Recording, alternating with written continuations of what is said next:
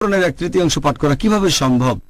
নবী তখন বললেন, পড়ো কুল হুয়াল্লাহু আহাদ, মানে সূরা ইখলাস অধ্যায় নম্বর 112, কারণ এটা কোরআনের 1/3। যদি আপনি পড়েন সূরা ইখলাস অধ্যায় নম্বর 112 আয়াত 1 থেকে 4, মাত্র 4টা আয়াত, এটা পড়লে ধরা হবে কোরআনের 1/3 পড়েছেন। আরও একটা হাদিস আছে মুসনাদ আহমেদে, খণ্ড নম্বর 3, পৃষ্ঠা নাম্বার 437।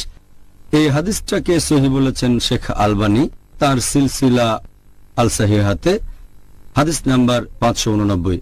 আমাদের প্রিয় নবী মুহাম্মদ সাল্লাল্লাহু আলাইহি ওয়াসাল্লাম বলেছেন, যদি কেউ পাঠ করে সূরা ইখলাস 10 বার, সে নিজের জন্য বেহেশতে একটা ঘর নির্মাণ করল।